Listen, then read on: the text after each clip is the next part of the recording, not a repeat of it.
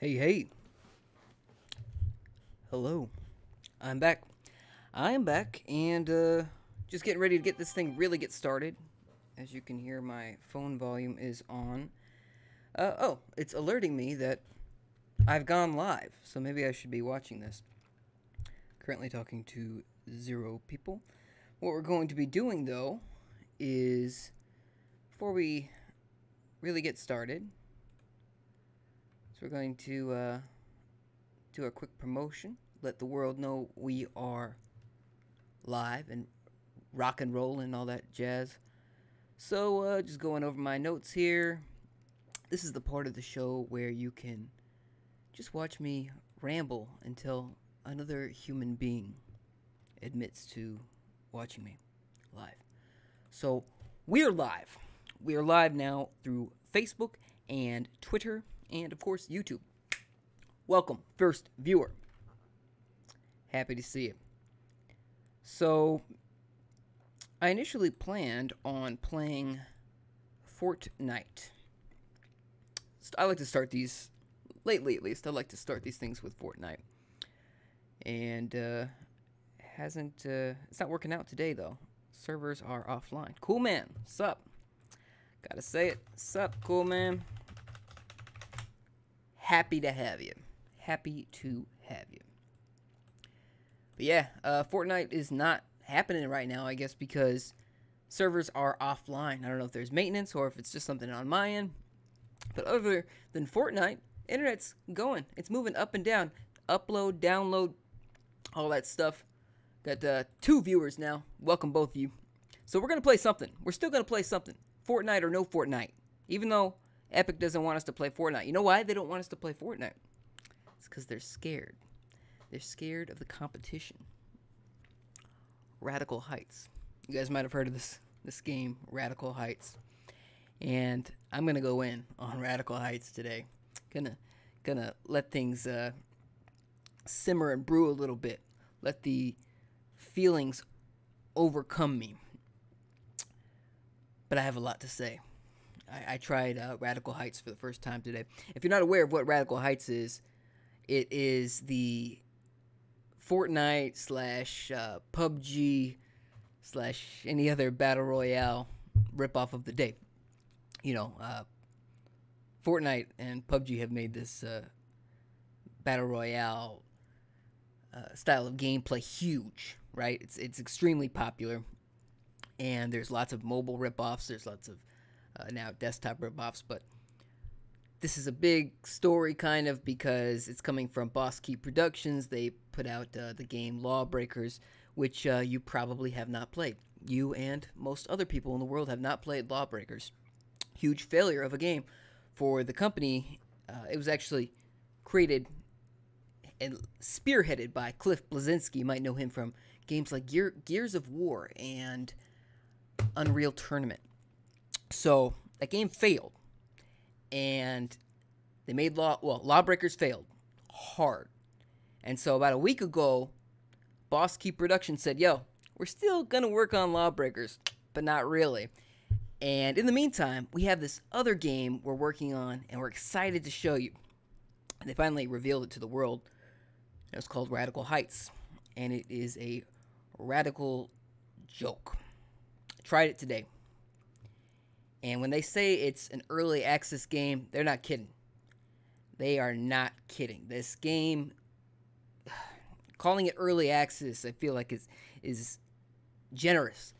To say beta is generous. It's just not a good look. And so, since Fortnite's not working, normally I'd be saying all these words, well, I'm getting shot at with Fortnite, but I gotta play something. I gotta give you something to look at besides my pretty face. So, I don't know. I'm trying to think of something I could play with a mouse. Oh, I know. Another game I got recently that I tried out for the first time. It's called Superhot. Probably heard of it. The gimmick of Superhot is that time only moves when you move. I've played 31 minutes of it, according to Steam. It's kind of a weird game. If it gets too distracting for me, I'll try something else. The game kind of like, you get into it. But let's talk about Radical Heights.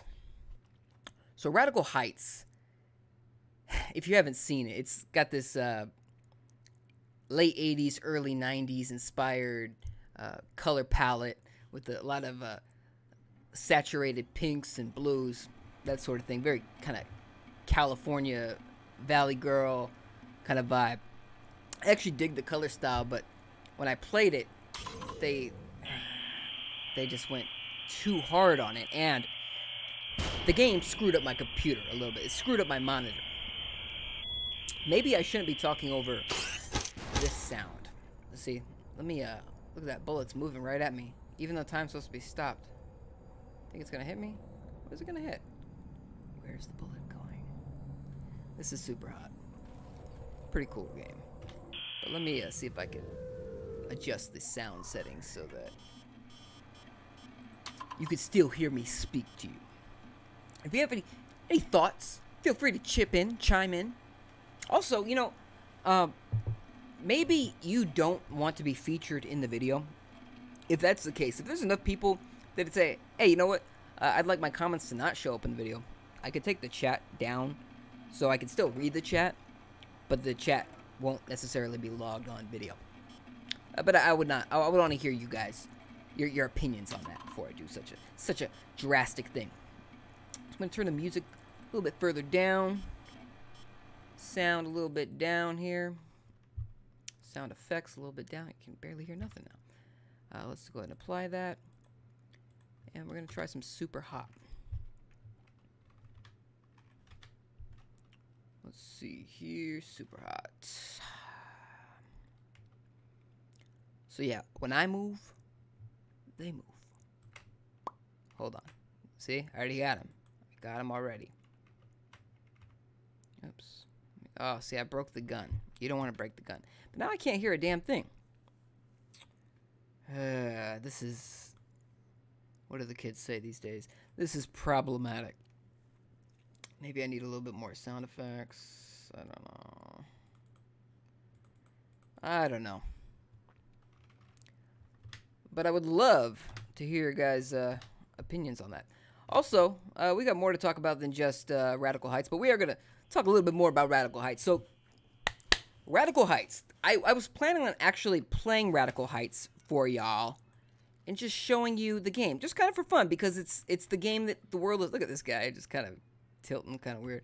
It's the game that everyone's talking about right now, right? Radical Heights. How do I forgot how to pick up... Oh, that's how. Grab it. Oh, there's no crouching in this game, by the way. Oh, I got killed. So, Radical Heights. I played Radical Heights for the first time today. Here's what happened. I turned it on, and the first thing it asks you to do is create your character. And they shouldn't have bothered with that at all, because there are barely any options for your character. It shows male or female, and female is coming soon. That's what they always say, right, ladies? But I got a phone call, so I stepped out for a minute, right? And it's on this create a character mode, and all these colors are flashing. It has that old kind of damaged VHS look to it. You can't see the... Oh. Thank you. Cool, man. I'm talking like, hey, guys, you see a Superhot? No wonder. Thank you. So you guys can't see the game I'm even talking about. That's completely my fault, by the way. Let's fix that, shall we? Yeah, my bad. Thank you. Thank you, cool man. I don't know what I expected. Don't know how I expected you to see a damn thing. Let's see. A specific game. We're going to do Superhot. This streaming stuff, it's there, but it's not there yet. You know what I mean? All right, so hopefully you can see that now, right? Thanks for the heads up. So where was I? Oh, yes. So Radical Heights lets you create this character, right? First thing they want you to do. Except there's no options when you're creating the character. I mean, there are, but very few. You can't pick your gender. You're automatically a male, which is, you know, fine by me, but... So you could throw your bat. It's pretty cool. And then just pop that guy. You got to move to make the bullet move. You get the idea. So yeah, there's almost zero options as far as how you can create your character, what you want your character to look like. And for that reason alone, they should have just not included the feature at all. Look at it. Is that time only moves when I move? But that bullet looks like it's coming right at me. Alright. Glad you could see it. Thank you, Cool Man, for the update. Was not very good footage before then, was it? I gotta say that was my bad. Okay. Look at this guy. He's got a sword. That's new. A sword. This mother... Okay. Out of ammo. Oh, look at this guy. It's the same guy. Now I want that sword. Okay. So you play it, right? You're playing Radical Heights. Well, let me rewind a little bit. Like I said, I got a phone call, so I stepped away during this character creation scene. And there's these vertical scrolling lines, kind of like an old damaged VHS tape. Kind of a cool little thing, but it was... They kicked it up to 11, and I think it was to their detriment. They shouldn't have done that. There's too much effects going on, too much flashing. And I think that they really have to work on some graphical glitches. I understand that this is a... Let me just grab that for this fool. Oh, still got me. I understand that this is an early access game, but the vibe I got was that this is so early access, it's a Hail Mary for the company. Like, if this thing doesn't blow up now, we're screwed. And I can totally see that happening just because of how big of a failure Lawbreakers was, and I'm sure it wasn't cheap to make. But Radical Heights is completely unfinished. And I played all of one round. So like I said, I got a phone call, stepped away for maybe 10 to 11 minutes tops.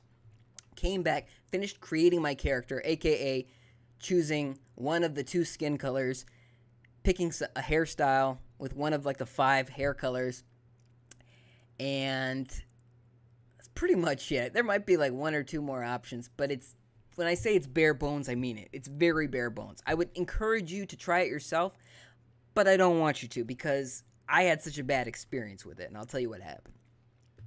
So I wanted to show the game because it seemed like fun. You know, not like the game seemed fun. I hadn't heard anything positive about it, but it just seemed like a fun thing to do just because, you know, we've been doing a lot of Fortnite lately. I wanted to just show another side of the coin, and it's a topic of discussion. This game is kind of a, not kind of, it's a ripoff. It's a ripoff of a ripoff of a ripoff. So this is where we are. And like I said, I kind of like the aesthetic, but as soon as I got into the game, as soon as the round started, look at this guy. He's just ready to clock me. Ah, oh, I missed. Can you believe that? Quitting time. So as soon as I start the game, first thing it does is it drops you into from the sky, you know, just like Fortnite. Your character's falling just like Fortnite, except there's no trail on him, and the movement is very just kind of wonky, like my first game kind of thing. And that's being kind of harsh, I'm sure, but where am I going with this? Oh, look at that. Out of ammo. Can you believe that? Let me just stop for a second here. Oh, I got shot. I got shot. Is this coherent enough for you? Am I speaking clearly? Do you have any idea what I'm talking about right now? Of course not. This is my fault, by the way. I sincerely apologize for that. Maybe I should be playing a different game. Although this game affords me a lot of time to just stop and talk to you, which is wonderful. But, so there's all this flashing imagery going on, and looking back at it, I realized that this was not what they intended. I looked at a couple screenshots later of the game, and it didn't look like what I was seeing. What I saw was a game with lots of saturation and color, but it was a game. You know, what I ended up playing was a game that was literally trying to give me a seizure. And as far as I know, epilepsy-free all my life. So Radical Heights tried to change that. They did not succeed, but I gotta say, if somebody with epilepsy was playing what I was playing, they would have had a seizure in no time. No time flat. And I actually went through almost a full round. I tried to get through a full round, but I bailed on it because it was such a disaster. Just constant flickering screens. Shh. What? My brain is fried from it. But the screen is just constantly flashing. It's just a huge mess, right? And I'm like, this cannot be what the game is. This is awful. And so I bailed on it. And after I exited the game, my monitor, I have 2 monitors. My main monitor that I use to play games on had an imprint of this game. And I saw my Steam time on it, total of 19 minutes, right? And that includes me walking away to take a phone call for a few minutes. And there's this image from the character selection that is burned into my screen. And it's flickering still. So there's this faint green image flickering on my screen of Radical Heights, a game that I had ultimately already grown to despise in less than 5 minutes of gameplay.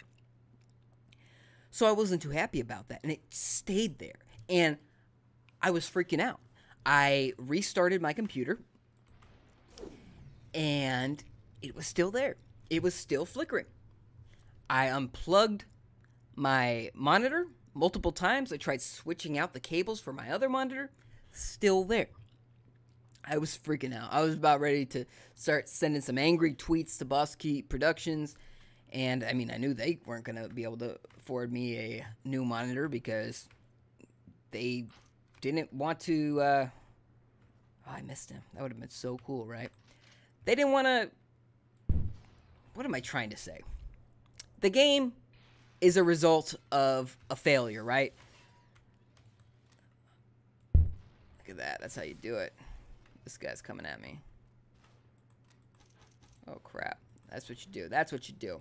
You grab his sword right after you punch him. And then you get shot. Cool Man says you never had a seizure. That is good. That, from what I can tell, it's always good to never have a seizure. No complaints about that on my end. But Boss Key Productions tried their damnedest to give me one. So they failed at Lawbreakers and they failed at giving me a seizure. But I can't say that they didn't try at both. So, you know, better luck next time, I guess. Not for them. I sincerely hope that they never give me a seizure, or anybody else for that matter. But yeah, so my screen was flickering constantly. I restarted my computer several times. I was at a loss. I had never seen anything like that before. I had never seen, like, a flickering burn-in. And it was only in kind of like the middle area of my screen. So I wasn't sure what was going on. I did some searches on it. Couldn't find anything. Nobody had any kind of real results on it because the game is so new. And it's not... It's from a studio that had a failed game. Lawbreakers was a failure of a game. So this game wasn't exactly highly anticipated. The reason people are talking about it is because it's from a failing studio. And I'm not trying to shit on somebody while they're down. I'm not trying to be an ass. I get it. Making games is hard, and I wish the best for them, but this isn't the way to go. Just not it. See, what you want to do is... Oh, shit. I'm about to give advice. I'm about to get killed here. Wait, where's that sword? Give me that. That's what's up. I like this sword. This is new. What I was trying to say was, you want to shoot where they're going to be. If you can. So, yeah. Screen was constantly flickering. After so many restarts, never seen anything like this. I'd never heard of burn-in occurring, by the way, from something that had only been on the screen less than 20 minutes in total. So I was not happy. I was really worried that my monitor was just a goner. Because I had been planning to do this stream all day. Actually, I would have streamed probably a few hours ago if it wasn't for this incident. What should I... Oh, this guy's about to get murdered. And so am I. I think I can jump. I think this game allows you to jump. Wrong turn. Ah, you gotta go this way. Look at that. Still moving. Can I jump on top of it? No. You think there's gonna be some guys that come out of there? I think so. Yep. Alright, so we're gonna throw that right there. Oh, still at it. Still at it, you little scamp. Look at this. This is a new gun for me. Oh, look at that. It's an automatic. It just keeps shooting. I only clicked it once, by the way. I just want to make that perfectly clear. About to be out of bullets. Oh, that was easy. That was easy. So what do you guys think of Superhot? When I started playing today, it said I only had 30 minutes in it. But so far, I dig it. Unauthorized access, though. Maybe I shouldn't be digging it. Maybe I need to... What's going on? What's going on? It's getting a little trippy.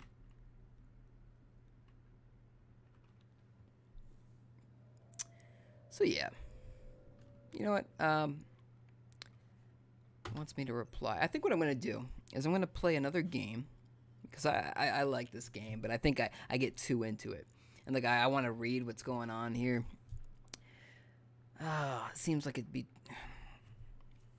I don't know. I'm at a... You know what? Screw it. I gotta quit the game. I gotta quit the game and play something that is going to just make the whole world smile like a Coke. Very frustrating. Very frustrating. That was just a very frustrating experience. Anyway, to get to the end of this story, the story that should have taken maybe 2 minutes, 21 minutes later to get to the end of this story, I decided to look up like a screen cleaning video on YouTube, which is pretty much another seizure inducing video. It just shows different colors, red, green, blue, that sort of thing, and it'll scroll them just to clean Burnin.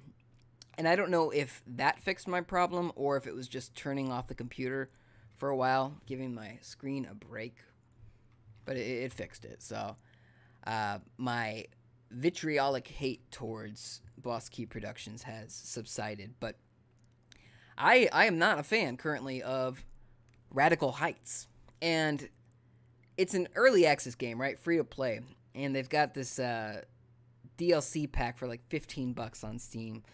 This, I don't know what it's called, like Founders Edition or some junk like that, but it's just some skins and nonsense. Like they're trying to sell. They're just going about this all completely wrong. They're trying to sell skins for this game that is not a game yet. You shouldn't do that. It's just bad. You don't try to push $15 of crap down somebody's throat for a game that is, to call it half-baked would be a compliment. It would be a stretch. It's just not even close to being ready. Early access, it's extremely early access. And I don't think that they should have released it, or probably not even announced it yet. It's just not there yet. So, not a fan. If I haven't made that clear yet, I am not a fan of Radical Heights in its current state, and I am a little nervous to even try it again. I actually still have it on my computer. I thought about live streaming me uninstalling Radical Heights, because it's like 6 gigs of memory, and it's just an insult right now. It's an insult to my eyes and my brain. And again, I don't wish the developers any harm or sadness. This is somebody's job. You know, this is their livelihood. This is how they eat, provide food for their families. So I'm not wishing them the worst or anything. But I think what they've done by showing this product in this state and announcing it, and there's the fact that it's a ripoff, and a bad ripoff at that, and the fact that they're also trying to push this $15 microtransaction shit on us, I'm not a fan. I think they've gone about it completely wrong, and I get that they were pitted into a corner. I'm sure they didn't want to do this. I'm sure that they wanted Lawbreakers to be a big success. But after Fortnite blew up this last year and just became the new hotness, this is the direction they're going, and it's just bad. It's just bad. It's not what's up. It's not good. But I'd like to know your thoughts. Have you had any interest in Radical Heights? Have you seen it? Do you like it? Personally, I'm going to wait. My experience today, I will probably not give it another chance, but I might. If they fix it for real and they just stop. Hey Rick, thanks for showing up. But if they fix it, I might give it another shot. But what I experienced today was not good. I was honestly just freaking out that they destroyed my monitor. It's a pretty nice monitor, so I was just not a happy camper. What would you guys like to play today? Fortnite servers are offline, so we can't play Fortnite, I guess. That's what I get for paying so much for Fortnite. Free game, can't complain, I guess. But I got this baby. Could try it. Could try it on any game in the world. Any game. I've got literally every single game on here. There's only about 323 games in the world, I believe. That's how many I have in Steam. Which, by the way, most of these games were acquired through Humble Bundles. If you want to play games on PC, you gotta use Humble Bundle. Oh, they want me to run this game in big picture mode. Okay. Alright. Whoa! Did you guys just get blasted with audio too? Alright. So, Rick and Cool Man says it looks alright. Looks decent. Radical Heights, that is. You know what? That was my... I don't want to say that was my thoughts going in. I don't want to be that generous. But I did want to give it a shot. Even though I knew it was going to be a ripoff, I did want to give it a shot just to see if it was a decent ripoff. But so far, my experience was not bueno. I did plan on streaming it for you guys today, but just didn't play out that way, I guess. Just didn't happen. So we're going to...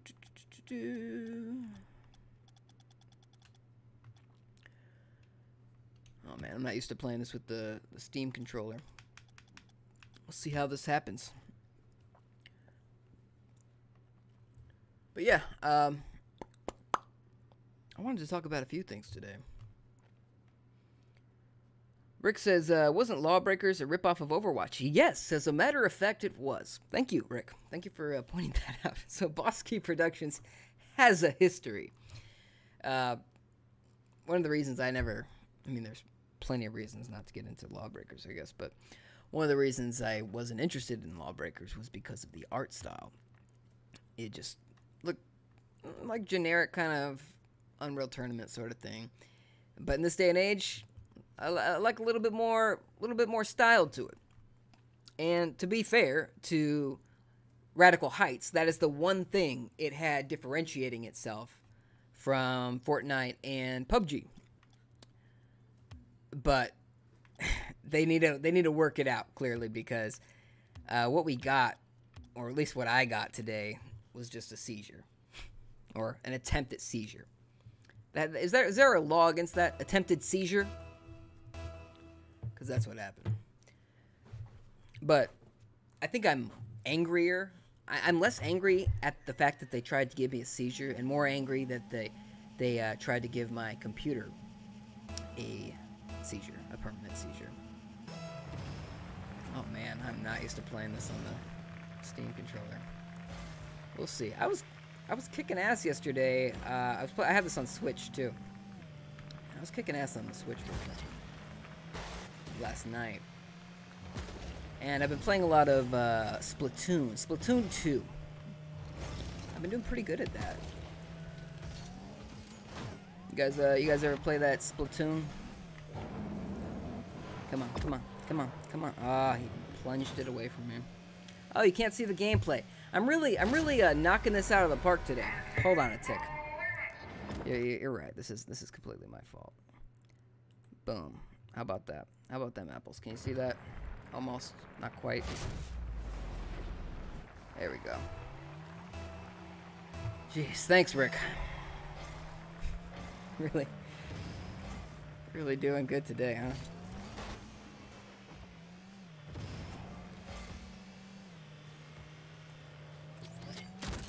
Boom. I didn't even know what I had when I activated that. This guy gave me the super boost, and I kind of appreciated it, actually. When life gives you a super... Oh, come on.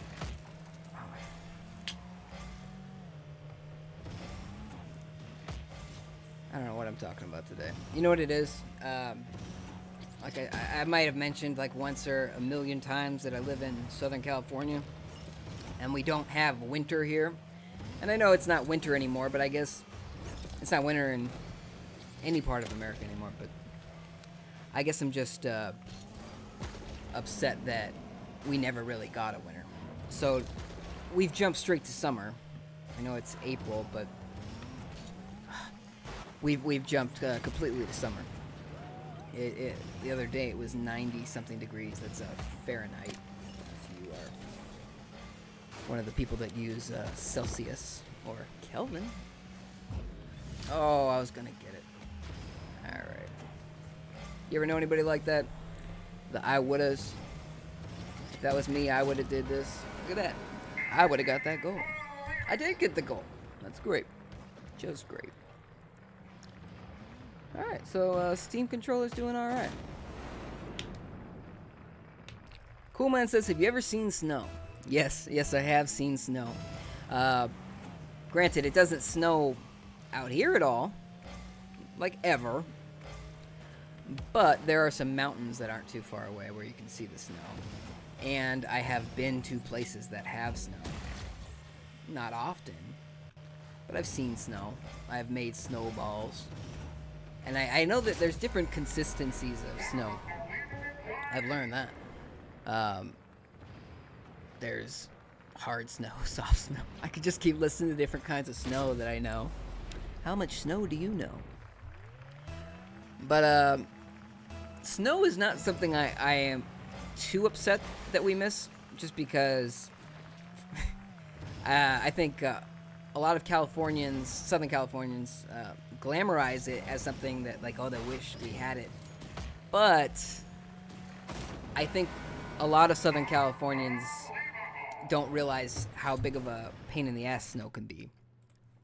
Just because of, you know, driving, clearing out your driveway or your walkway, shoveling snow, that sort of crap. So in that sense, I'm okay with that. But if having to deal with snow meant, you know, having weather that didn't feel like you were going... Like, I'm sweating right now. I've been sweating all day. If it meant having decent weather during the summer, I'd take the snow every now and then. Ah. Rick says, I've only seen snow twice in my life, and even then there was more ice in my fridge than outside. That's pretty much how it is down here when there is snow somewhere. They'll say, oh yeah, it's snowing. For about 2 seconds. So there's just a little bit of snow, but people get so excited at the fact that there's snow at all. Coolman says it snowed on Christmas here in Seattle. Yeah, that's right, you're in Seattle. And you get snow and rain. I think I like Seattle's weather. Wife not so much. She likes the sunshine. But people, it just makes me so mad. People out here get, like, they're so excited. It'll be January, and they're excited that it's 80 degrees. Oh, what a lovely day. You know, what a beautiful, this beautiful weather. But I say, you know, that the fact that it's 80 degrees and it's January means it's going to be 118 or whatever. That's maybe a little bit of exaggeration. But it's going to be very hot in July. This is going to be a very warm year. And we've been having lots of warm years lately. I don't know if, I was going to say, I don't know if you noticed, but you probably didn't notice if you're not in Southern California. Oh, somebody rocketed me again. Alright.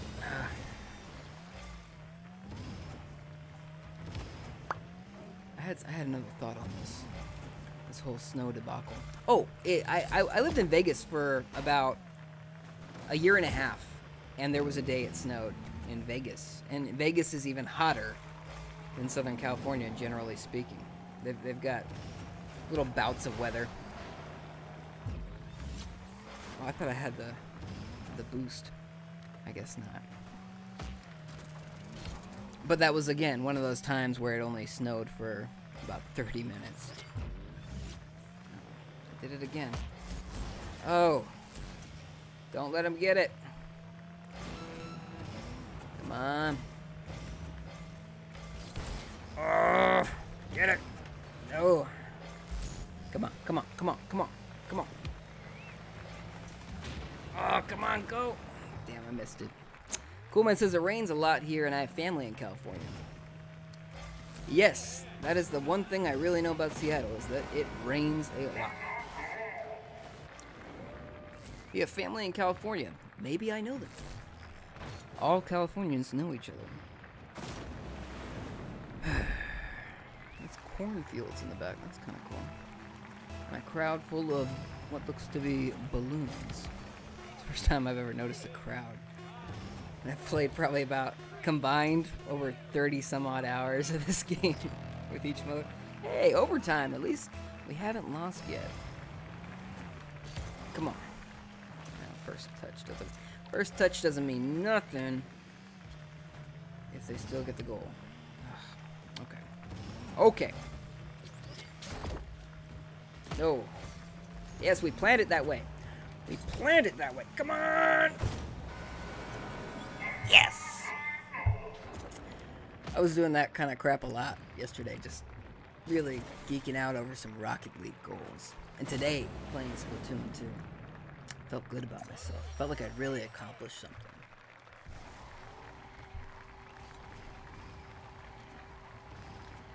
I wish I know you can cross-play, which is pretty cool, but I wish you could actually just sync the accounts so that my Switch account and my Steam account played on the same name. That'd be cool. Coolman says, last time I visited Los Angeles was 11 years ago. Last time I visited Los Angeles was almost a week ago for my Wi-Fi's birthday. Pretty good time. Wait, I don't need to save a replay. Nobody is continuing with this match, so we'll just try something else. You know what? Before we continue, I'm gonna bring up a quick little menu for myself, just to get some topics of discussion here, because I know I had a lot I wanted to talk about. Spider-Man's coming in September. Spider-Man the video game. People are excited about that. God of War comes out in 9 days. I'm fairly excited for that. And, oh, I know what I would talk about. This is something I couldn't wait to talk about, actually. So, let's do it. Let's talk about it. You know what I'm talking about? See, that's the same vehicle you use? Yeah, I like this aesthetic for the vehicle. I always kind of circle back to this one.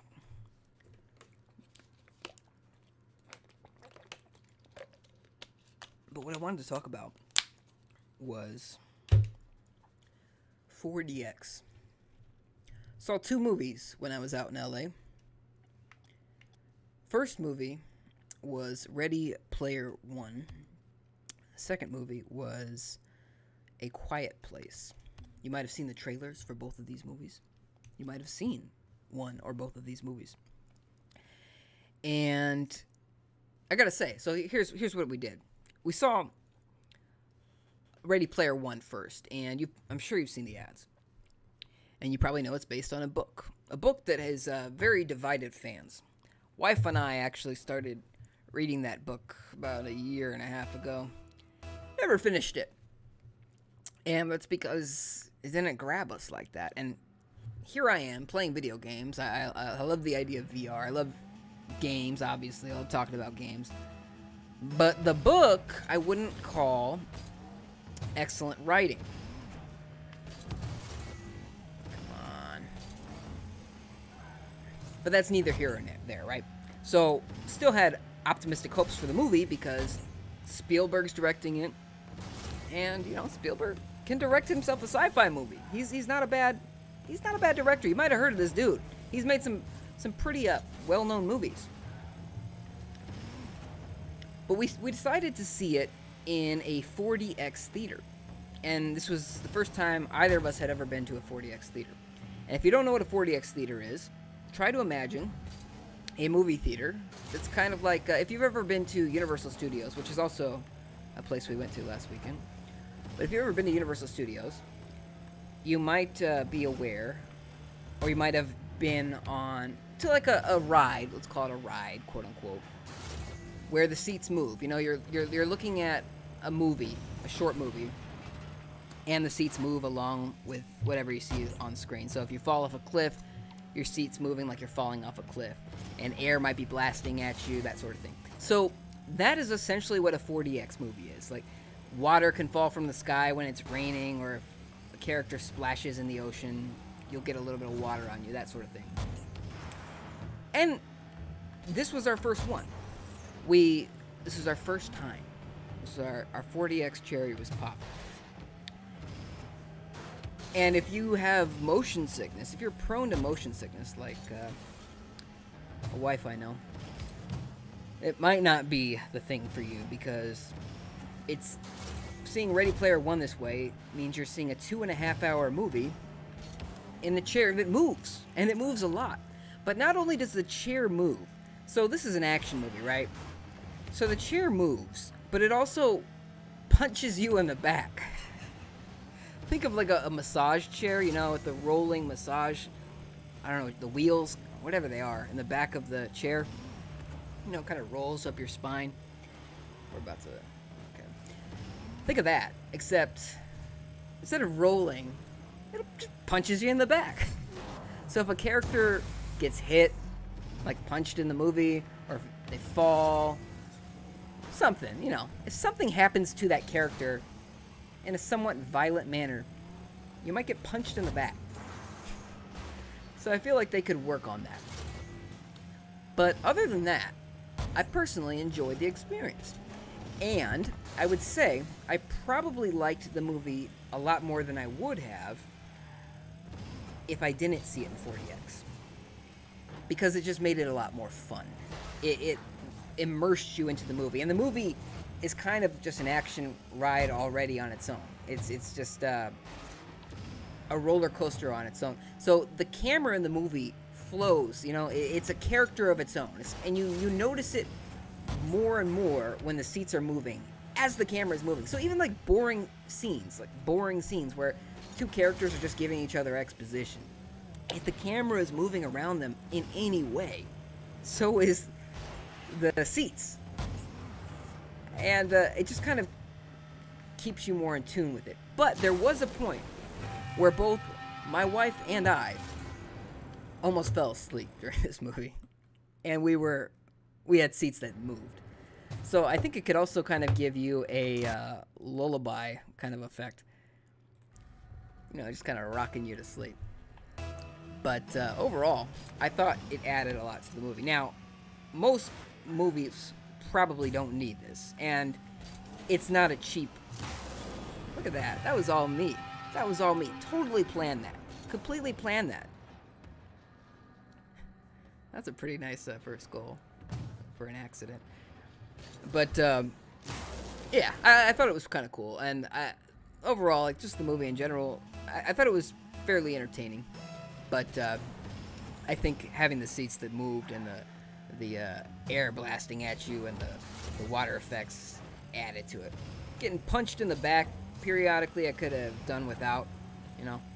But other than that, I think it's a winning technology. Now, like I said, it wasn't cheap. I wouldn't do this every time. It was like 30 bucks a ticket. 30 bucks a ticket.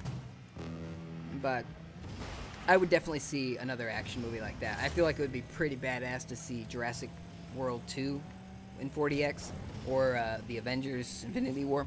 Yeah. Now, like I said, we also saw A Quiet Place the next day. And that is a thriller kind of horror movie. John Krasinski from The Office directed it. Didn't even know he directed it until the end. But that's a very different kind of movie. It has action, but it's not like a heavy action movie. And I would definitely not recommend seeing a movie like that in 4DX. Waste of your money. Now, granted, I didn't see it in 4DX. I don't even know if it's an option in 4DX, but I currently declare that a waste of money.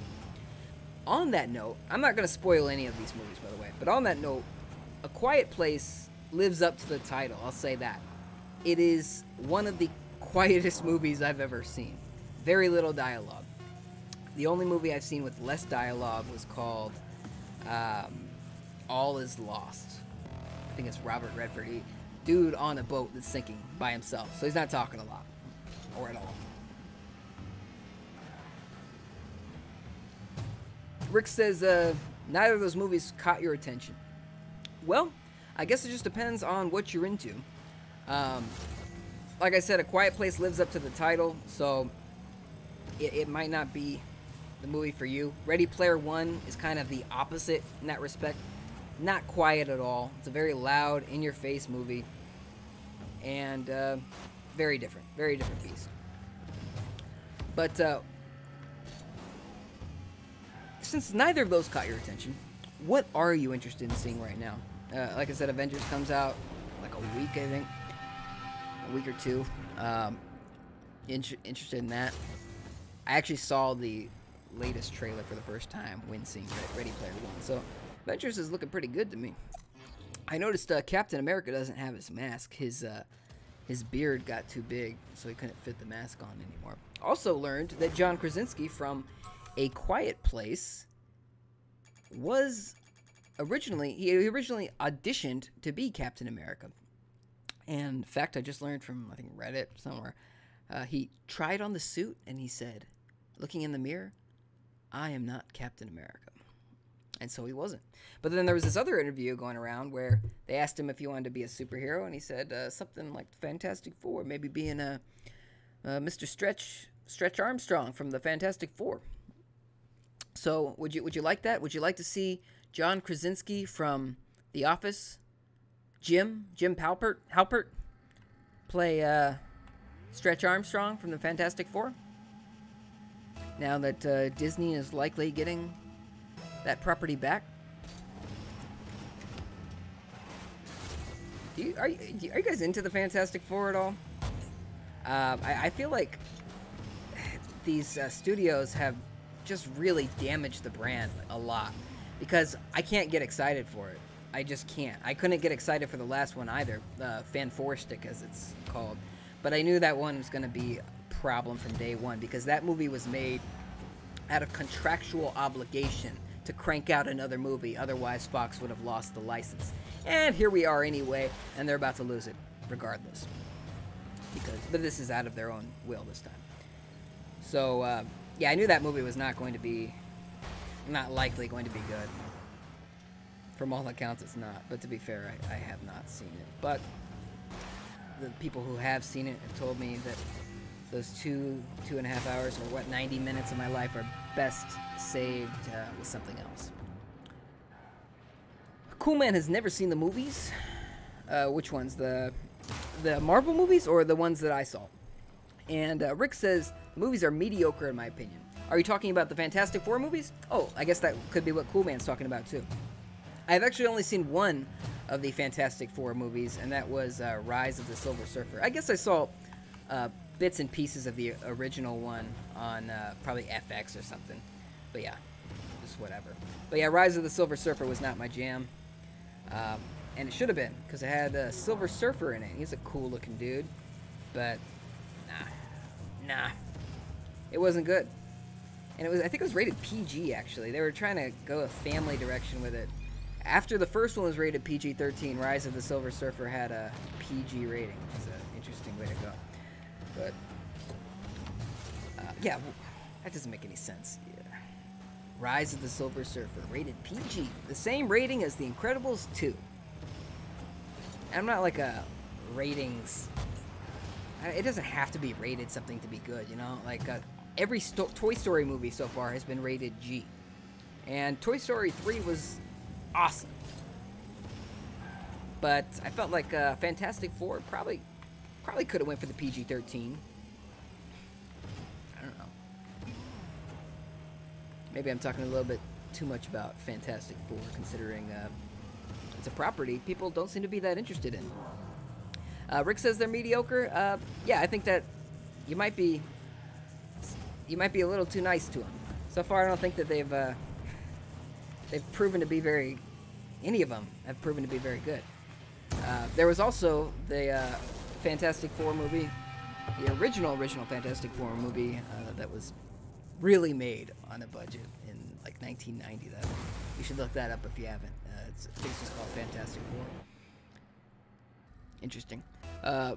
Coolman says Disney is going to screw Deadpool. You might be right. You might be right. I'm personally nervous about that myself. Not just Deadpool, but just any potentially R-rated franchise. I'm worried Disney's gonna just nix it. because that was not good. Because PG-13 is what they aim for every single time. Studios want PG-13. If it's not a child-focused, family-friendly movie, and even PG-13 is supposed to be considered family-friendly to a lot of these execs, but if it's not a movie aimed at families with young children, then they're not likely to want to fund it. They get scared of that sort of thing. I think Annihilation, that was the science fiction movie that came out a couple months ago. I think that was rated R. And it was a very heady, like very intellectual kind of sci-fi movie. Rated R, bombed hard. That's the kind of stuff that scares. And it was expensive too, you know, for what it is. Fairly expensive. That kind of stuff scares studios from R-rated movies. And even though it might not be a movie, like Annihilation, you might not have even heard of it, but the studios have. And that's a story that they talk about to each other. It's the kind of thing that is brought up during discussions when it comes to ratings. So Sony's Venom movie is going to be rated R. And that, the only reason that's happening, the only reason Sony is making an R-rated Venom movie, the only reason it's rated R, I should say, is because of the success of Deadpool. And in the past, like within the past year, Disney had said, or Paul Feige, whatever is, however you pronounce his name, he's the guy who heads all the Marvel movies for Disney. He said that they weren't really trying to do R-rated movies. That's not their bag. Recently, they kind of said that maybe, and that was just after the success of Deadpool and Logan. And, you know, it's kind of proving to studios that, okay, maybe R-rated superhero movies are possible. Maybe that's something that can be done. I screwed that up, even though I got ultra damage. So, yeah, Deadpool might be in trouble. So, Disney's... Let's assume that Disney gets Fox and all their properties, like Deadpool and X-Men. If they do... Deadpool 2 will be out by then. So they have no power over that. But is there going to be a Deadpool 3? If there is it going to be rated R? Rick says, are you going to watch Venom? Maybe. I mean, I'm sure I'll watch it eventually. I eventually watched Justice League. Didn't see that in theaters. And I'm a huge Batman fan, but I didn't see Justice League in theaters. I'll watch Venom if I'm hearing good things about it and it looks good to me. If not, I will wait for a Redbox or a rental or for it to hit Netflix or whatever. But if it's bad, I'm not blowing $20+ to see it in theaters. Carnage conversation going on. Coolman says Disney will never make a Carnage film, and Rick says Carnage is underrated. Well, here's the thing about Carnage. Disney can't make a Carnage film. I mean, I guess there could be discussions about it to maybe bring up the idea again. But Disney currently does not have the rights to make a Carnage film. Sony does. So they're making this Venom film, and rumor has it that Carnage might be involved in some way. Maybe he's going to be teased at the end or something. But Disney is currently hands off on Carnage. So, Carnage might be the villain in Venom, or maybe again teased at the end. It's all going to depend. That first teaser for Venom had very little Venom. We saw a little bit of the symbiote. I don't know how you say that. I don't know how you say that today. But that was it. You didn't see any actual Venom except for this teaser of a face. It was really more of a logo at the end of the teaser. But yeah, I would love that. I would love to see a Carnage in a movie. It's kind of crazy that it's possible. That it's something that people are discussing. You know, 20 years ago, people would have been, are you out of your mind? That's never going to happen. I'm like trying to read and play at the same time. From what I glimpsed at, you're saying that the Carnage story is messed up. I know a little bit about Carnage. I watched a little bit of that, the original 90s Spider-Man cartoon. You guys remember that? Really cheesy if you watch it again today. But the song is still kind of cool. But the effects are... they don't hold up very well.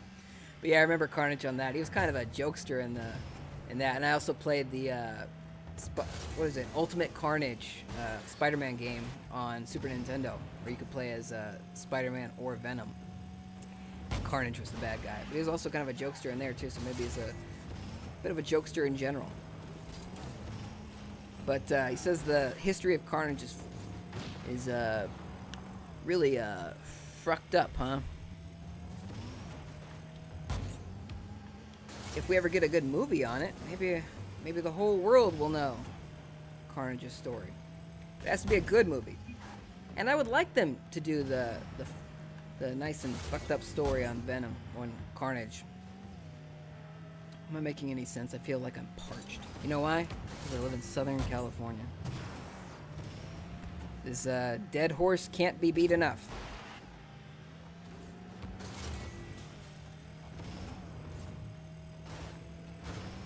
Okay, come on.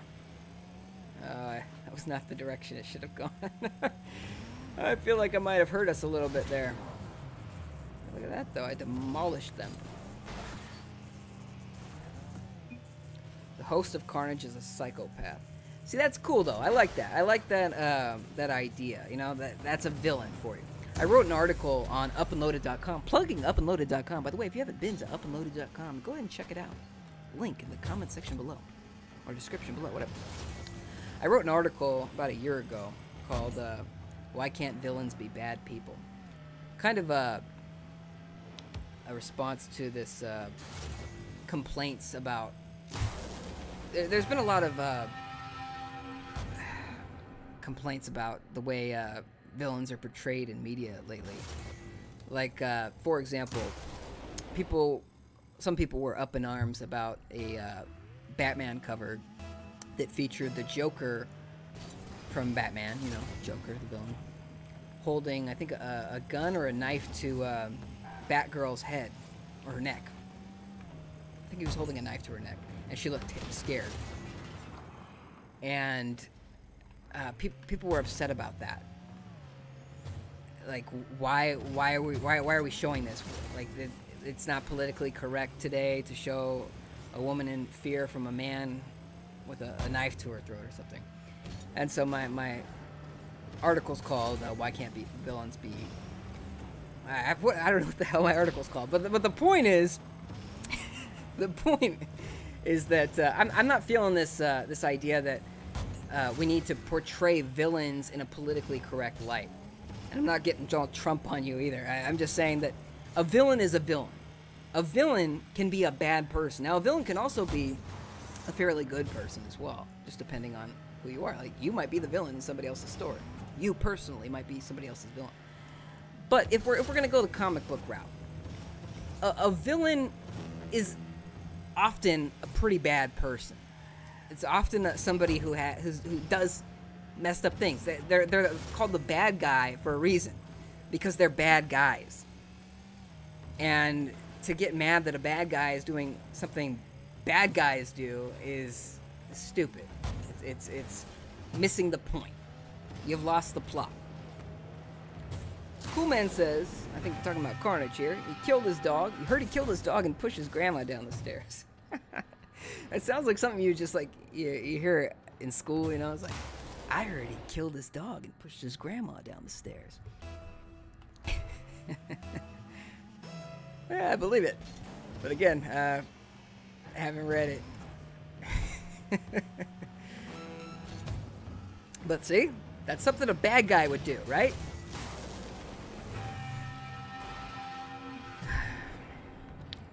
I got a tall soapbox that I have to get on and off of every day. It's hard to get off of that soapbox when you gotta go to bed. Yeah. I feel like we have we could be talking about a lot of things right now. Instead, we're just talking about just a regular episode of Seinfeld here. When I was in LA, LA has a lot of douchebags, I gotta tell you. It's a city obsessed with itself. I like acting, personally. I enjoy acting. I enjoy writing, directing, all that stuff. But LA is a city full of some of the most self-absorbed people on the planet. I want to get this. This is just a ball that won't stop, man. Come on. There we go. Okay. So yeah, LA's full of some of the most self-absorbed people on the planet, right? And we went to a bar / restaurant called The Border or something like that. On the Border Grill. And there was a bartender who was just a total douchebag. I have no idea where I'm going with this story anymore. This is what happens when you're playing video games and trying to tell a story at the same time. But I guess I wanted you to know, encountered a douchebag in Los Angeles. News at 11. But yeah, let's keep perusing here. Let's peruse the news space and video game space. There's more work to be done here. Let's minimize big picture. Rick says, have you seen the trailer for Overkill's The Walking Dead? No, I have not. But you know what? I'm glad you brought that up, because this is an opportunity to find out. Maybe if I think we can make this happen. Let's try it. Overkill's The Walking Dead. I'm gonna stream this trailer. Wait a minute. Is this a video game? Or hold on a second. Is this a comedy? Is it a sketch? What is this? I guess I gotta see it. But it's a 5-minute trailer, so maybe I wait to see this separately. But I'm excited because you brought it up. Let's see if we can make this work. He says it's a game. Okay. So all right. Let's try to. I'm gonna try to make this stream. Okay. I'm gonna try to make this happen. Let's go ahead and do. I'm gonna say window capture. Sorry, we're learning together. I just thought this would be fun. Browser capture. Today is a very experimental stream, I gotta say. All right, we'll mess with this. Hold on. Gotta put all below here. Okay. I don't know if this is gonna work, but I'm gonna try to stream this trailer. I guess this is gonna be the first live reaction to a trailer that I've ever done on this channel, or ever. So bear with me as I try to make this play. I hope it does. No, it's not. It's not playing. Hold on. Like I said, bear with me. Bear with me. You've made it this far. We're gonna make this work. I believe. I believe. Video capture. What am I doing? What am I doing? This is why you prepare ahead of time. I didn't know I'd be doing this, but I think it was just worth it, you know? Sometimes you just gotta take a chance and live. But this wouldn't be the first time I've disappointed. Let's just give it a shot. Hey, this might work. This might work. Can I? I don't know if I want to do it. Well, I guess we're doing it. But I don't know if you'll be able to hear the audio. No, we're not doing it that way. Well, I guess I should have asked you, Rick. I should have asked you before I went on this tangent. Is it good? Is it? Well, don't tell me if it's good, because it might be bad, and that might be worth the reaction too. But is it worth the stream? I guess we could say it like that. Is this worth the live reaction? I feel like it is. I feel like it is. But again, I just don't know. I don't know if you'll be able to hear the audio. That's the thing. I don't know. Oh, what a world, what a world, what a world. He said, it looks interesting, there's no gameplay. Well, that's okay. I can't believe it's a 5-minute trailer with no gameplay, though. That seems a little excessive. Well, you know what? Whatever. You guys can tell me if you can hear it or not. At this point, though, I'm kind of assuming you won't be able to hear it. But I know you'll be able to see it. So let's go.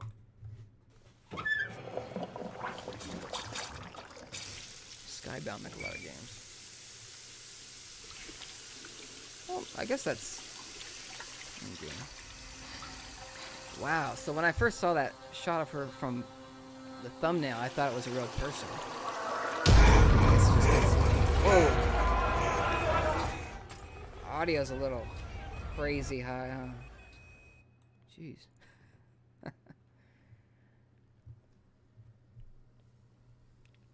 You can hear it. Okay, cool.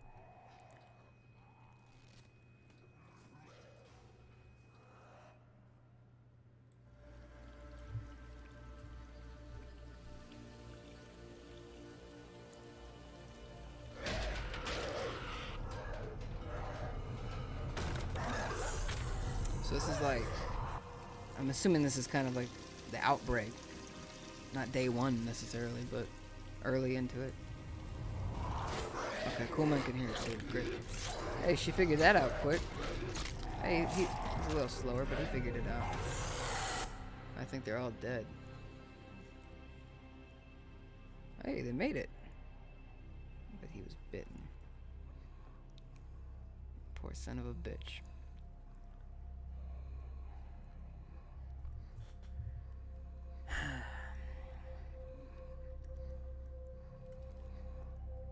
She's gonna shoot him in the leg. This is pretty intense for a trailer,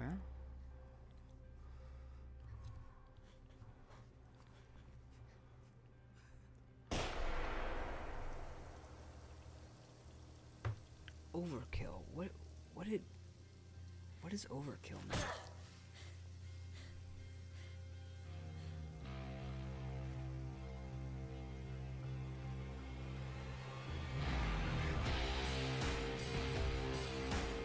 Music.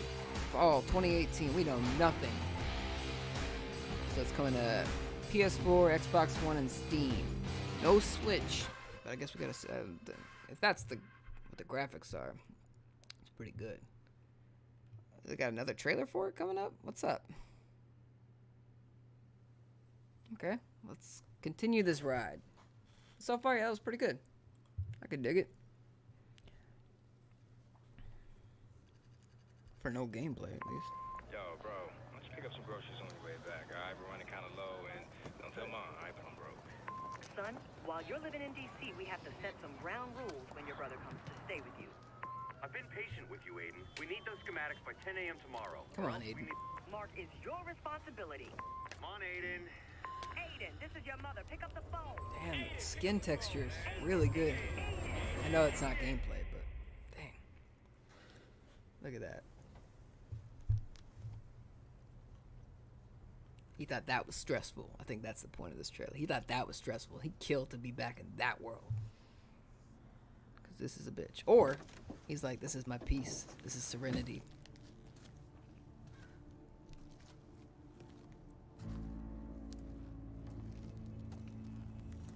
Okay, so we've established that this is a game with multiple characters.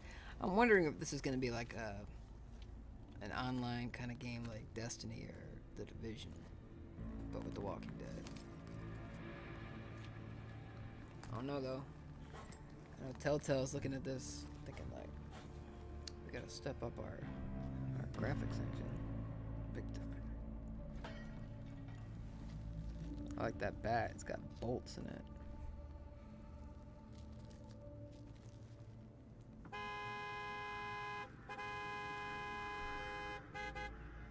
He likes it, yeah.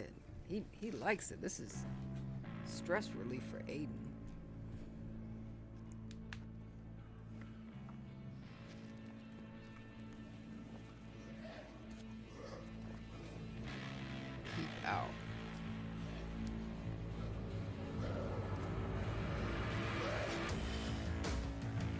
They got a good vibe on these trailers, you know. It's pretty good. I like the way they did these trailers. Thumbs up right here. Granted, know zero about the game except that it's made in Unreal Engine by Overkill. But other than that, we know very little. So I'm gonna go ahead and shut that down for a sec. Pretty cool though. Hey, Rick, thanks for bringing that up. Thanks for bringing that up. First live reaction trailer. That's just great. Right here. You saw it here first. Well, actually, you saw it somewhere else first, but you get the idea. Actually, that was I liked both of those trailers. I don't know why they paired them together that way. But I guess I'm glad that they did, just because I dug the vibe, I dug the music, I dug the imagery, the storytelling. Granted, it was like about 2.5 minutes each, but looks good so far. We know nothing. But what I'm going to do here is I'm going to do a quick little Google search of Overkill games. Overkill games. What have they made? Oh, see, I think I'm on the right track. These are the guys that made Payday and Payday 2. Yeah, so that's why I was remember when I said maybe this is gonna be like an online multiplayer kind of game. It's not.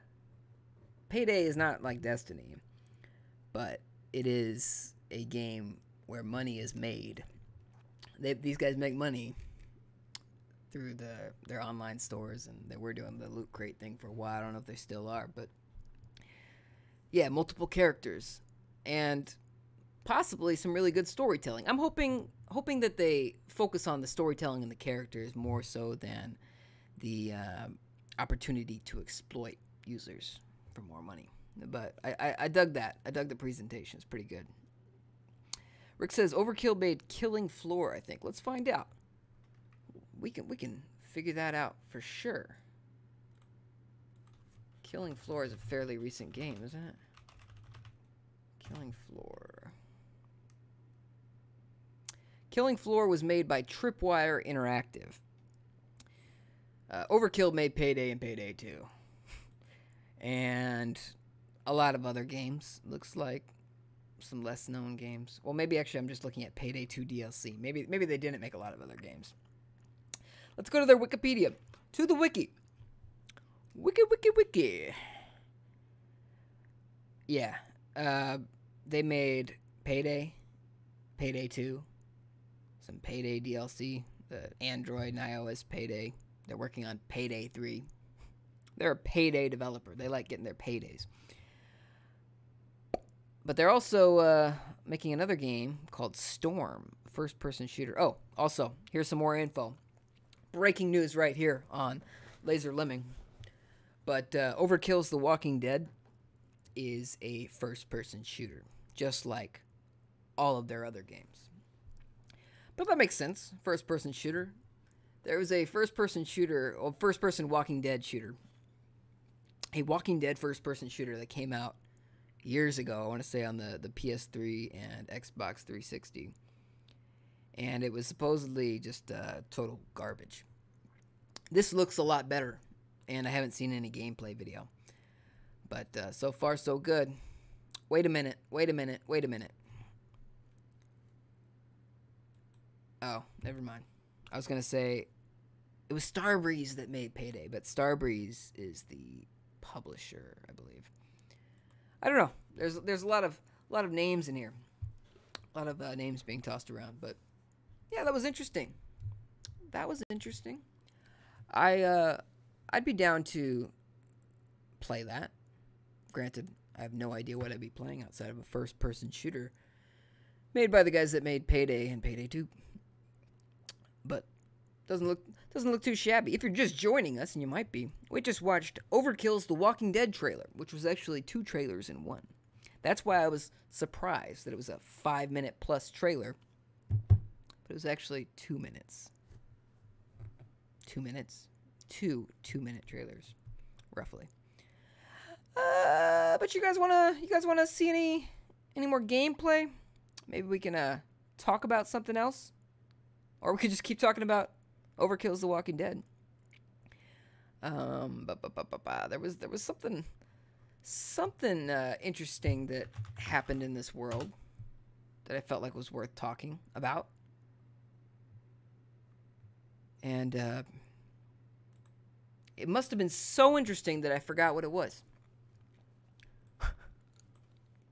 Listen, I'm sorry. I apologize. But it's really hot. And I've got these lights burning on me.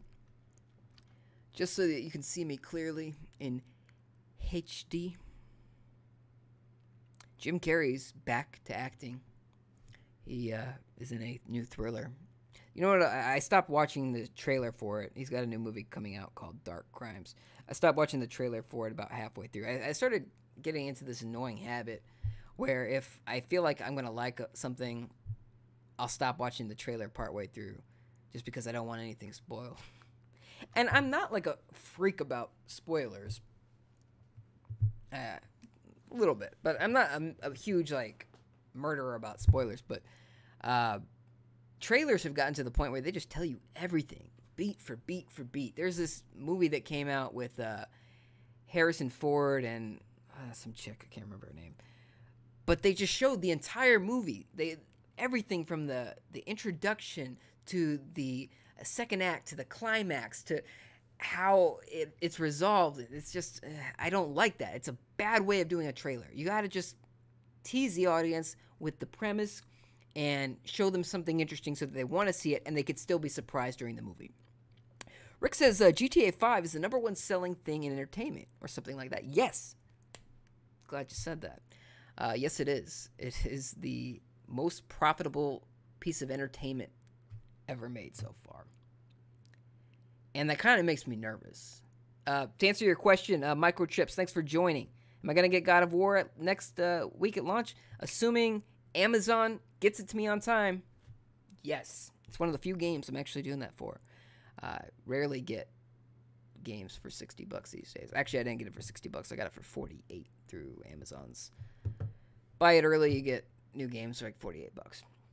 Not a bad deal. But yeah, regarding GTA 5, I am kind of nervous about the fact that it is the most profitable piece of entertainment. I mean, we can Google exactly what they said. But let's see. Rockstar or GTA 5 most profitable whatever. The reason I'm nervous about that is because the reason it's the most profitable entertainment product ever, according to VG247 and PC Gamer, the reason I'm nervous about it is because a lot of that money is coming from the online multiplayer aspect of it, aka the games as a service aspect of it. Deadpool says, or Coolman says, Deadpool's a Deathstroke ripoff. Actually, yeah, he was a parody of Deathstroke. So that was kind of a funny way of doing it. But I'm sorry, I'm getting sporadic here. But Rick says, GTA 6 is going to have some heavy microtransactions. Yeah, that's why I'm nervous about it. And not just nervous about GTA 6, I'm nervous about Red Dead Redemption 2. Because the first Red Dead Redemption was not that way. It had some expansion pack DLC, which Rockstar was known for at the time. They did their single-player DLC. That Red Dead Redemption had the Zombies expansion pack in. Grand Theft Auto 4 had like 3 different expansion packs that came out, all story-based DLC. Grand Theft Auto 5, not so much, right? It's all been multiplayer-based. Even though they promised single-player DLC, they said, never mind. So I'm kind of nervous about it. I'm kind of nervous that they are going to screw up Red Dead Redemption and screw up Grand Theft Auto 6. But we will see. We will see. With great money comes great responsibility.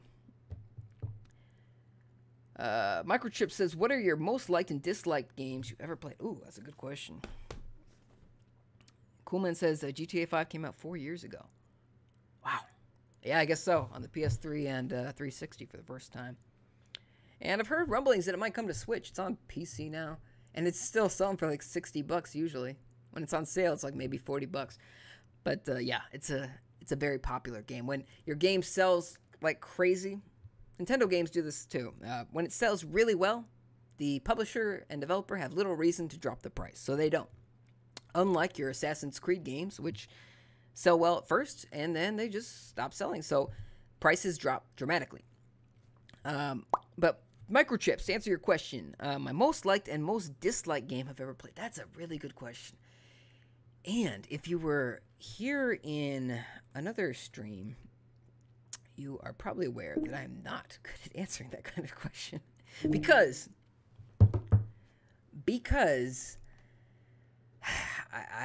it's hard to deal with absolutes, because only a Sith deals in absolutes or something like that. But no, I'm just not great at that. But I'll do my best here to answer the question. Let's say for now. Right now, a game that I really, at least fresh in my head, a game that I really like. I'd have to say Breath of the Wild, just because of how many hours I put in it. Legend of Zelda Breath of the Wild, one of my most liked games. Most disliked games. Let's go with something that people have played that I was not a big fan of. You know what? I might even have some of these in my Steam library. This big picture mode makes it kind of a pain to look through, though.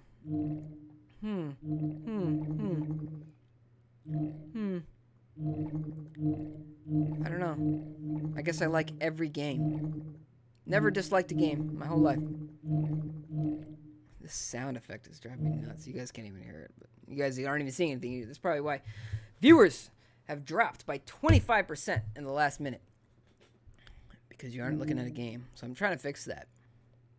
But I guess I'm just gonna have to use the old noggin. I'm gonna have to remember a game I really dislike. The thing about games for me is that I really try not to buy a game if I think it sucks, or if I think I'm not going to like it.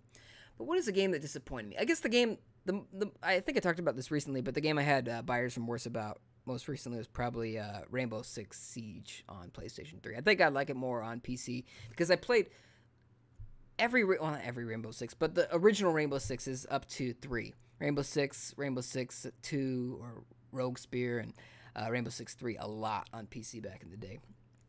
But I wasn't really a fan of Siege. It just wasn't doing it for me. Rick says, I dislike the first Destiny. I have not played Destiny, but I think it would be a game that I don't like, and that's why I haven't played it. I'm not a big fan of the whole MMO deal where it's just okay, we're getting a crew together to do a raid, and I get the excitement of it if it's something that you're really into, but I don't know. I just can't get excited about me and some dudes on a mic doing a raid for the 1000th time to get some points or some loot crates and shit. I don't know. It just doesn't do it for me. I've never been big on the MMOs in general. I like online multiplayer a lot, but just MMOs and grinding for just nothing for hours and hours and hours and hours and hours. I just can't do it. It just doesn't work for me. Microchip says, Breath of the Wild is your current fave too. Cool. Yeah, I mean, it deserves it. I think it's just right up there, man. It's top notch. I'm glad that they took their time with it, because the final product was good stuff.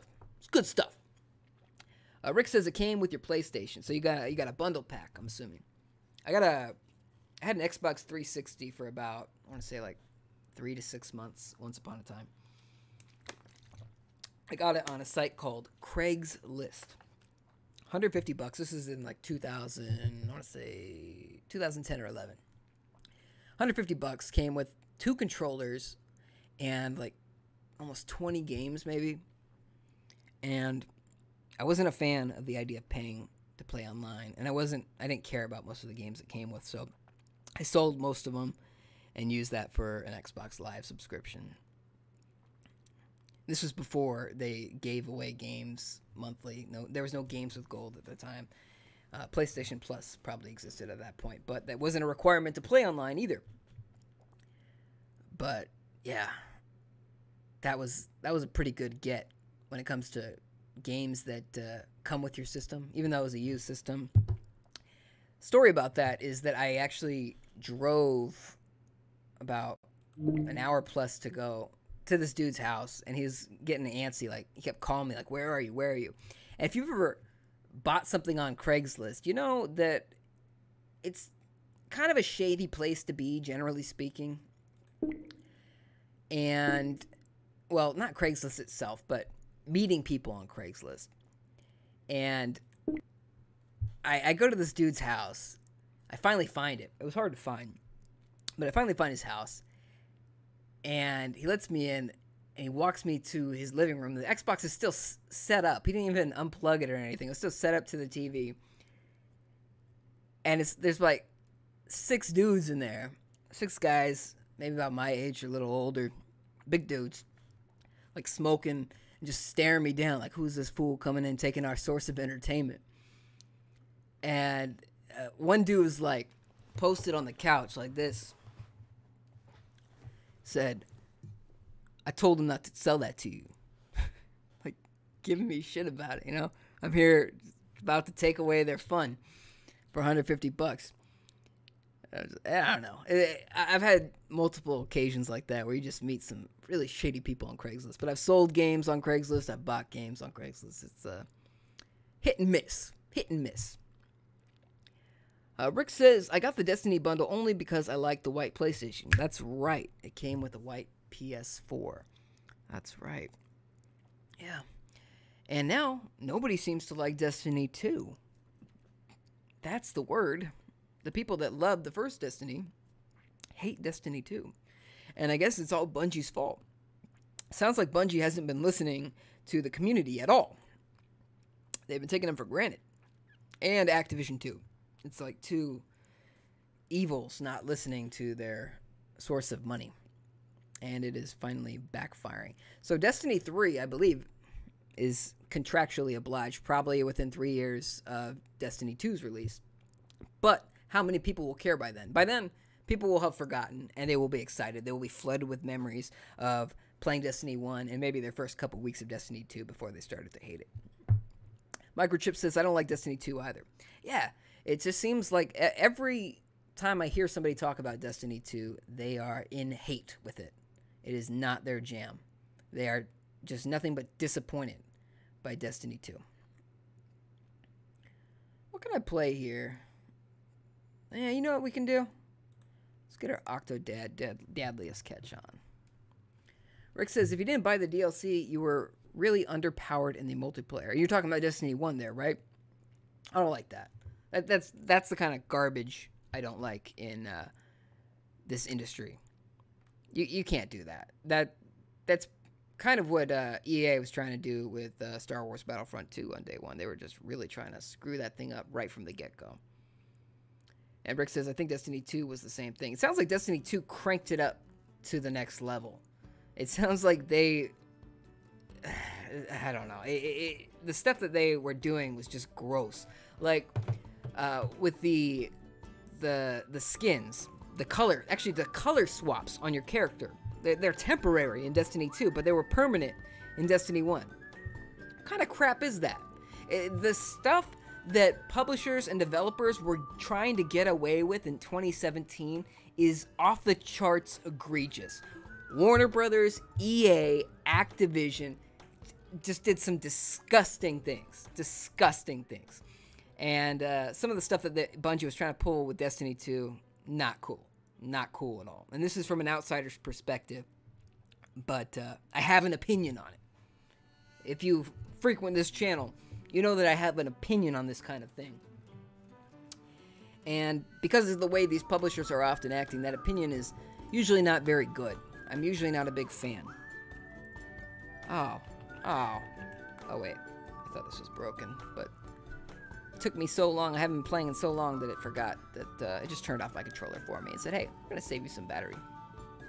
Thanks, Steam. Yeah.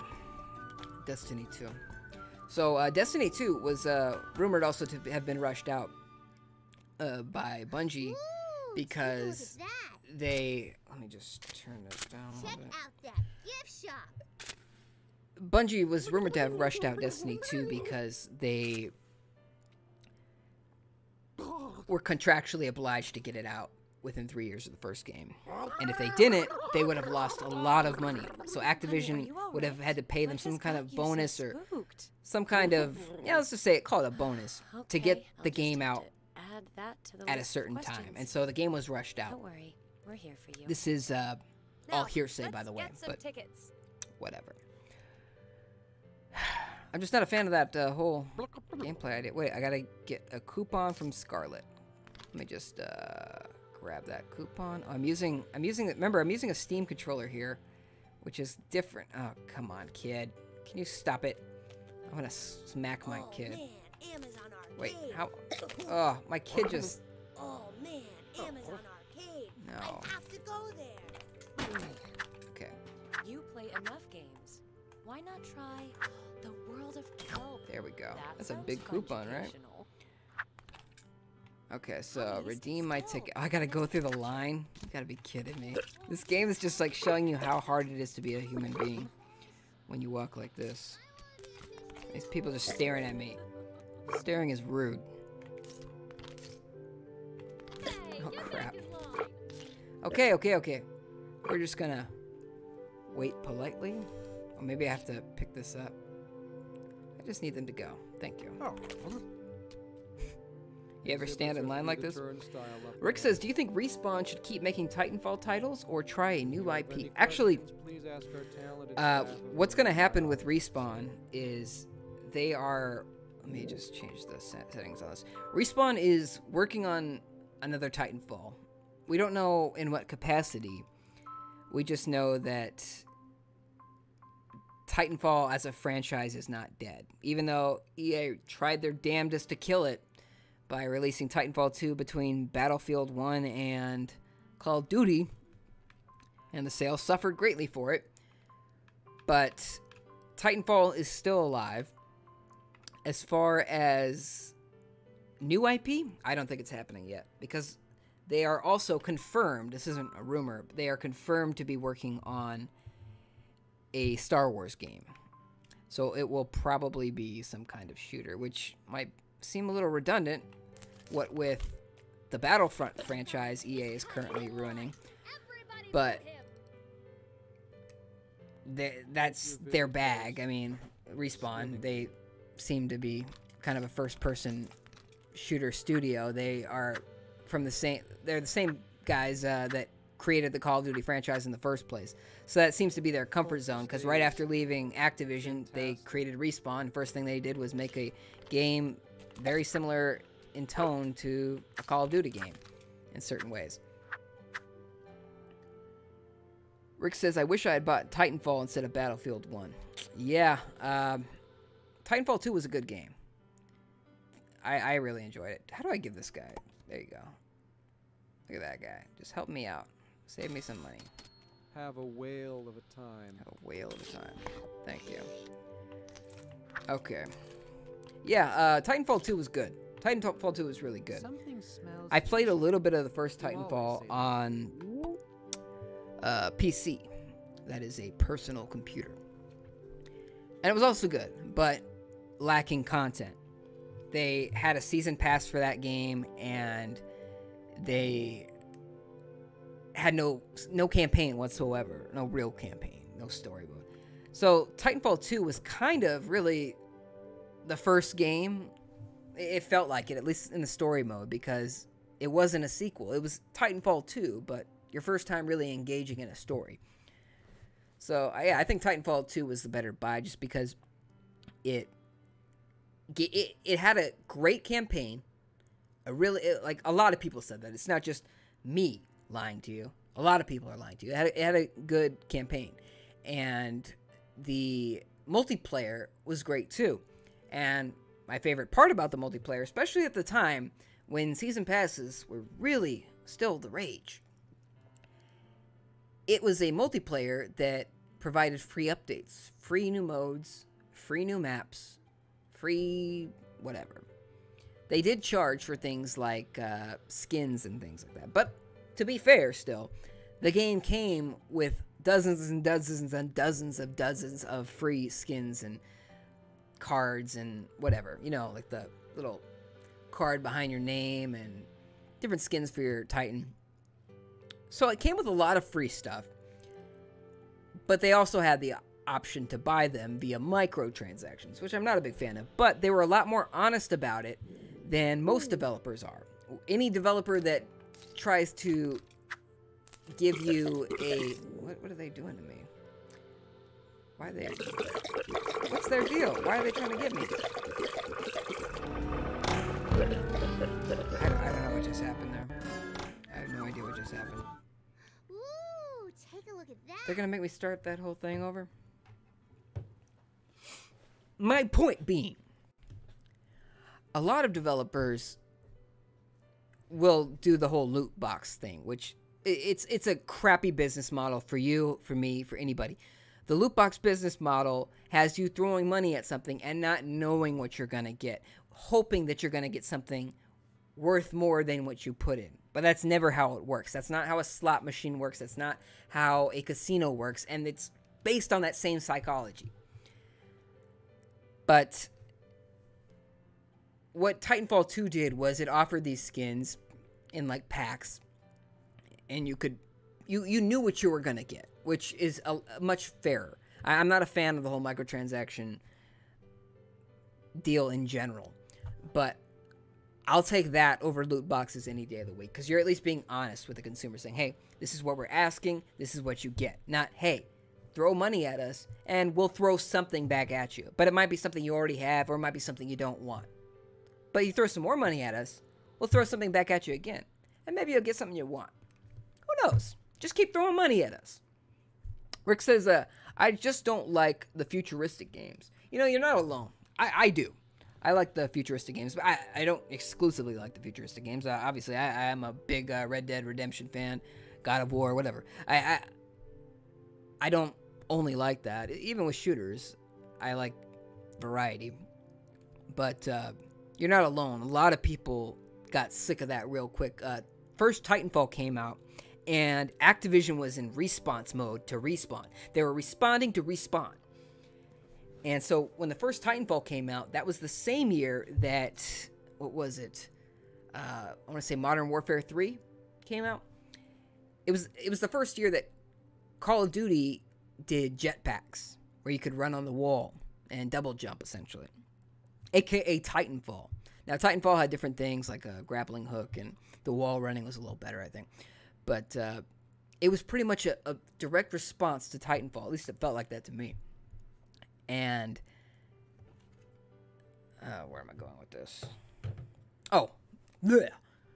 World War II, Call of Duty WW2 was a very popular game last year, specifically, I think, because it took things back.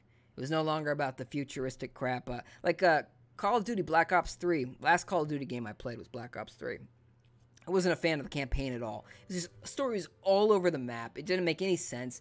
It was just ridiculous. It was full of futuristic crap for the sake of being futuristic, but it just was a jumbled mess. And so World War II, WW2 was a popular game because it brought it back to boots on the ground gameplay, which a lot of people were missing. A lot of people didn't like the jetpacks and the wall running. And word is that Black Ops 4, or III, will also be boots on the ground. So sounds like we're going backwards a little bit. Advanced Warfare, Rick says. Thank you, that was right. Advanced Warfare. That was the first one developed by, what's their faces? The third team. The third, Nordic. I want to say Nordic Games.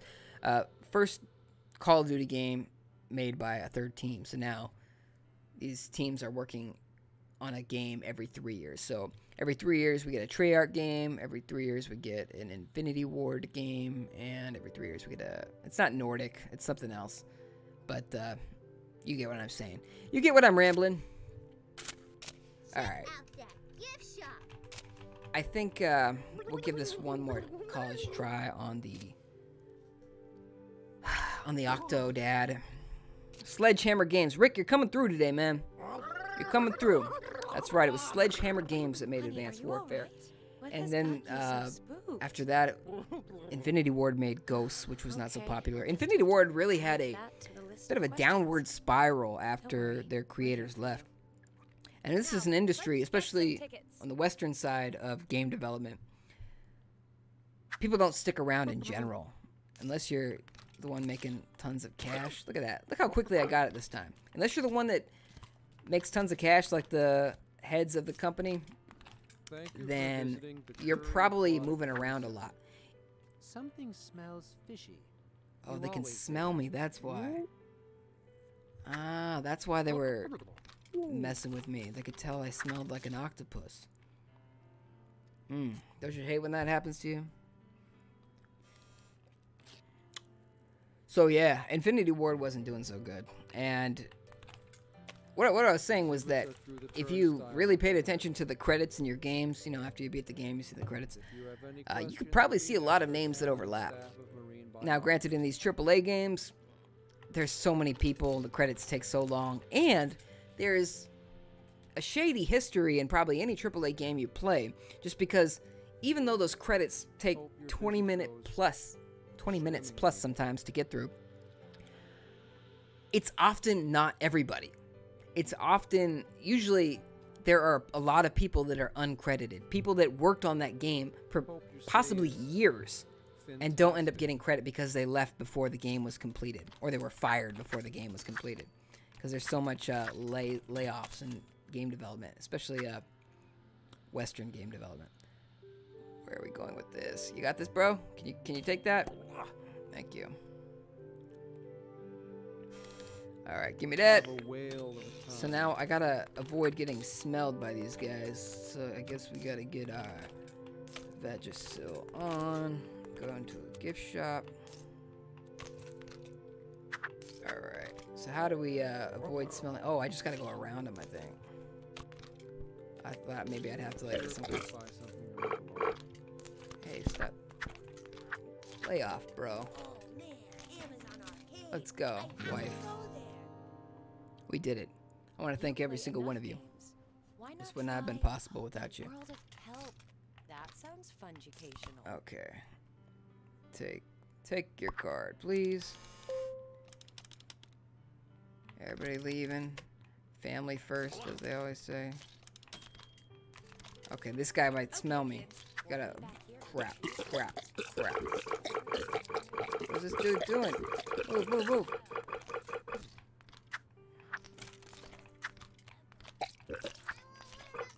These guys are on my jock, I tell you what. How do I... Okay, come on. I think I'll check out the rainforest. All right, let's go. All right, guys, we're kicking ass. We're kicking ass at this aquarium. Let's go, just like normal people. I gotta go find my kids. Oh, crap. I'm so excited. I saw my daughter go in here. Come on, let go.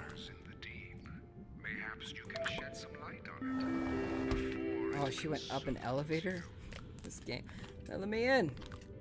It's so hard to just get anywhere in this game. Yeah.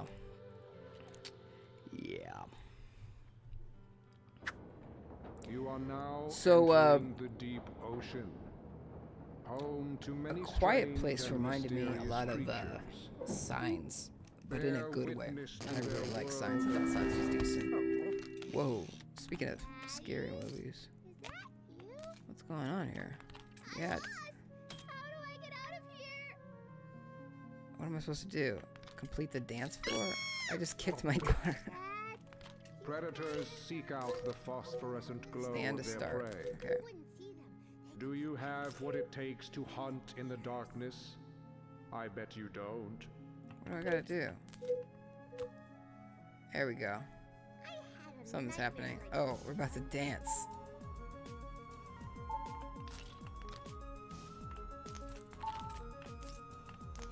Crap. No. This is not dancing. I don't even hear any music. Come on, Dad. I guess there's a little bit of music. Catch up with your feet. This is not... This is just like running. If you saw somebody moving this way on a dance floor, you just think they're running around. You gotta do a funny fish there. Snuggle fish? We did it? No, we didn't do it. Of course not. This game can't be that easy. I'm just trying so hard. No. Mom told us you Congratulations, We did it. Hunter. You have We what did it, guys. takes. Now We did take a shake light and descend. Are there any more lights around here? Come on. Jellyfish can live forever. Can you? Wait, shake light. Come on, sweetheart. Let's get out of here. Dad? Dad, Dad, Dad, Dad. Dad, Shh. Come on. Don't you hate when you've danced for light and your child takes forever to just move along? You had to chase her to even find her. She should be grounded. Come on. Follow your father. Get in here. What are we doing? Am I supposed to... I have no idea. I've lost the plot, clearly. And this game has no camera control, by the way. So, I don't know. I can't find my way out. You could see me. You see me pressing X. Okay. You know what time it is? It's time to bring up a topic of discussion. Alright. So, Colin Trevorrow is directing Jurassic World 3, which is kind of Jurassic Park 6. What do you guys think of them apples? He directed the first Jurassic World. Jurassic World 2, which comes out this year, was directed by not Colin Trevorrow. He was also going to direct Star Wars Episode 9. That is the sequel to Episode 8, The Last Jedi. But he was fired, I think shortly before Last Jedi came out. And at the time, a lot of people were happy about that.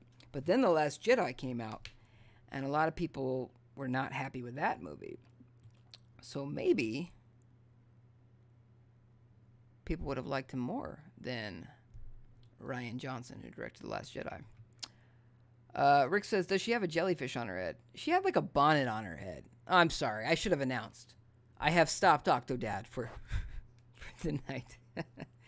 Yeah, it looks like she had a bonnet on her head, but maybe it was a jellyfish. In which case, I probably should have been a more responsible father, a more attentive father, and taken that jellyfish right off of her head. But I just assumed it was a bonnet, and I was getting kind of annoyed by her constant screeching at me and refusing to actually follow her father to the elevator. But then the elevator wasn't working, and you know the rest of the story.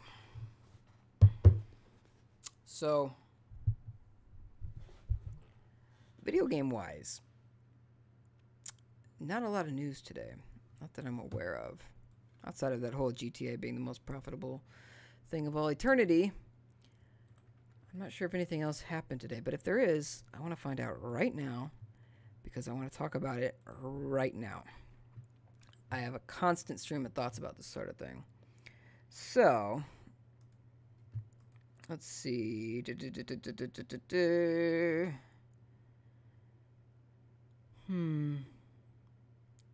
Oh, here's an interesting little thing I just read right now.